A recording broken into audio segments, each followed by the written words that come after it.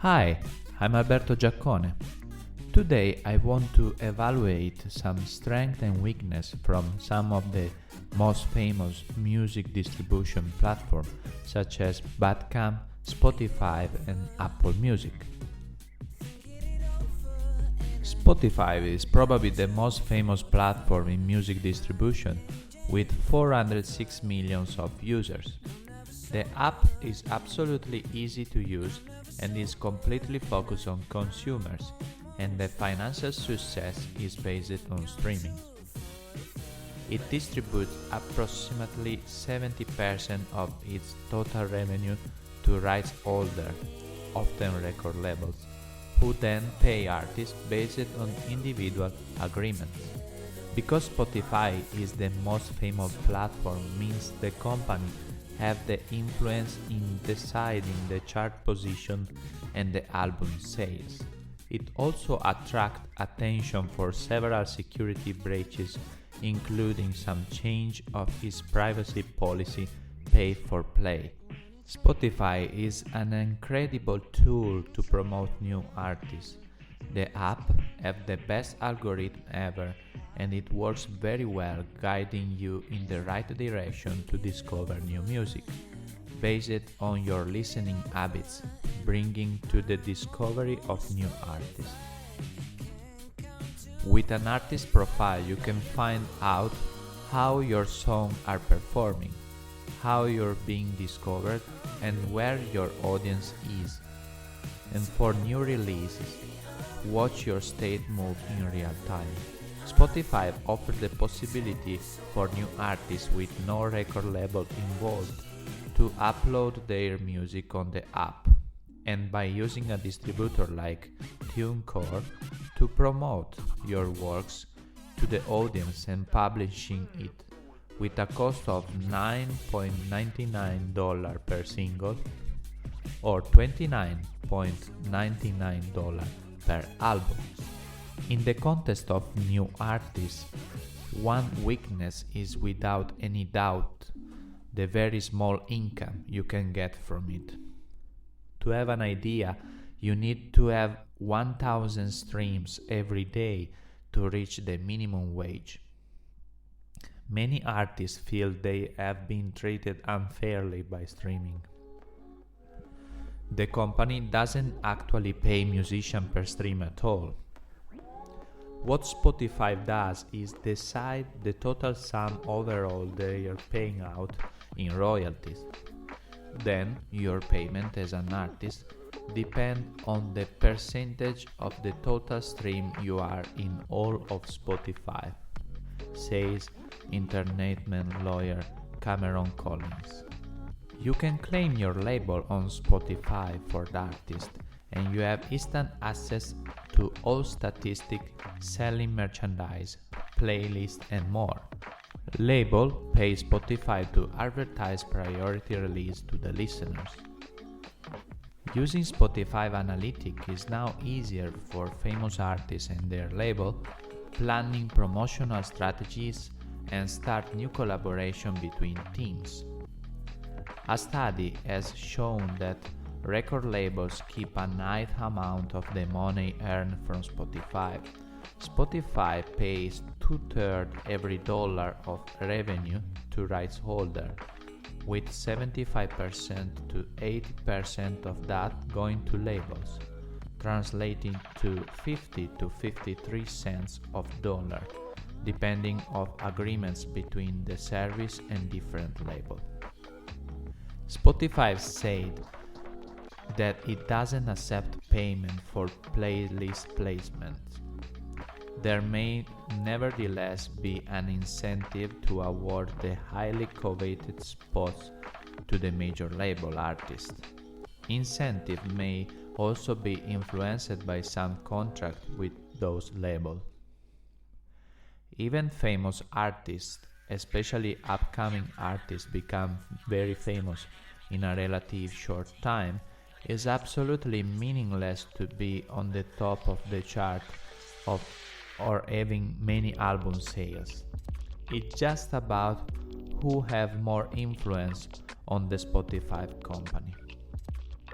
Now, Apple Music is the software developed by Apple for music, video, and audio streaming services. The app has now around 72 million of subscribers around the world. Apple Music has been praised for its playlist curation and variety of song lyrics, and podcasts, and also it works very well with other Apple devices. The system offers also the radio service, and users can have also the first 3 months for free. As a criticism, especially when the app was launched, the navigation on the system seems to be not so intuitive, but many improvement has been made on this during the recent years. Any artist can claim the profile for free. Open an account is very easy, and you can submit your music to Apple Music with the distributor TuneCore, starting at $9.99 to publish a single and $29.99 to upload an album.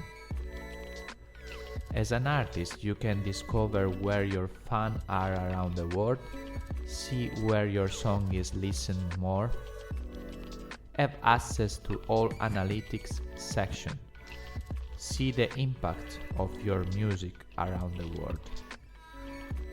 In December 2017, Apple Music received some criticism by the Canadian singer and songwriter Neil Young. He sustained the audio quality provided by Apple is not so good, reducing it from 20% to 5% on what the artist has created in the recording studio. Apple Music pays more than Spotify or YouTube per stream, but artists are still saying that the amount of money they receive is just a small percentage. The income is around $1 every 10,000 streams. The app pays the same rate, which is 52% to all major labels. This means artists can distribute music however they want, knowing that the app pays the same rate. For famous artists, your label will handle the music delivery on your behalf to take care of your distribution needs. Apple has also the possibility to search music by record label. It is a useful tool for fans and for new record labels working to establish themselves on the market. Apparently, Apple attempted to encourage a record label to pull their content from the free and supported tiers of the competing services such as Spotify and Amazon Music in order to drive adoption of Apple Music, and offered an incentive to Universal Music Group to pull its content from YouTube. When the app was launched, the artist Taylor Swift first, and many famous artists later, criticized Apple Music for its policy to don't reimburse artists during a user's free trial period. They say the policy was unfair, and also the record label Beggars Group say he struggled to see why rights holder and artists should bear this aspect of Apple's consumers' acquisition costs.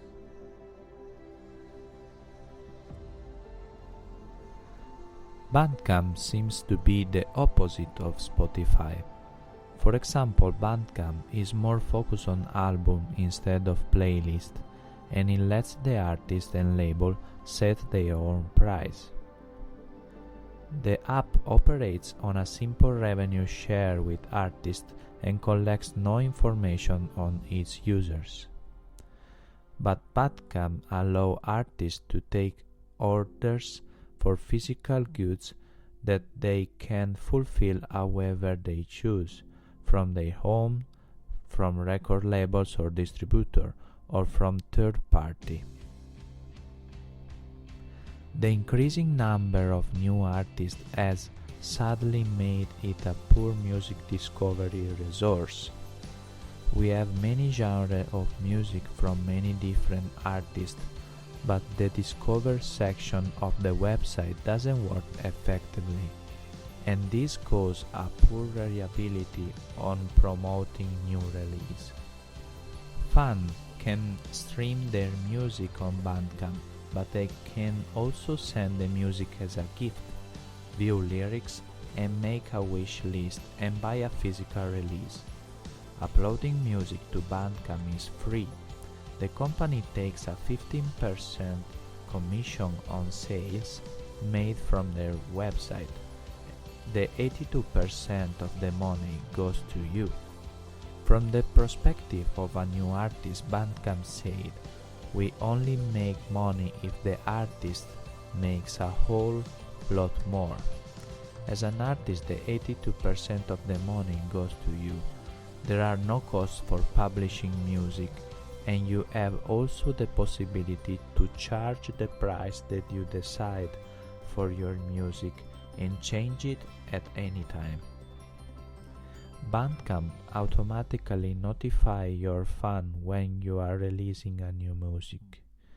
Unsigned artists don't need the backing of a label to release music on Bandcamp, but also in all other major apps. Anyone can release their tracks through a distributor called aggregator and start collecting royalties from sales and streams. Many notorious artists give up to their record label to start to sell music on Bandcamp.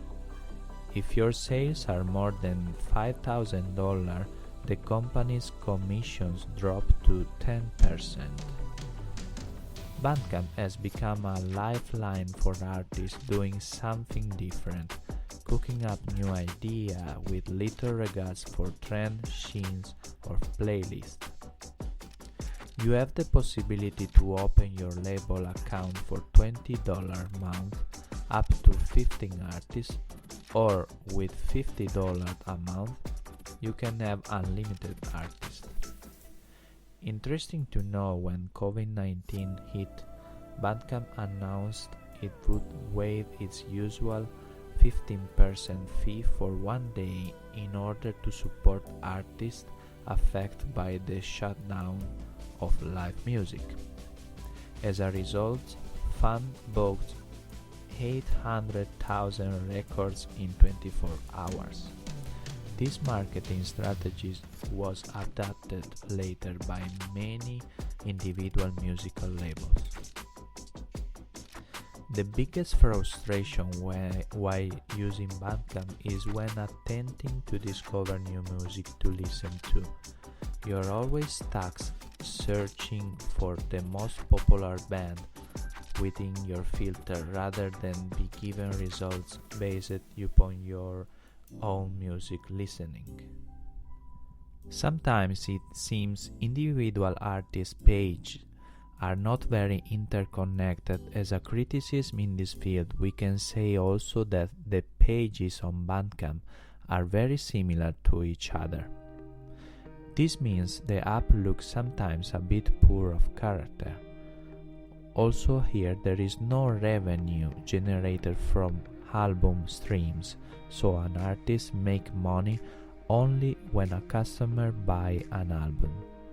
Thanks for listening. Stay tuned for more episodes. Bye for now.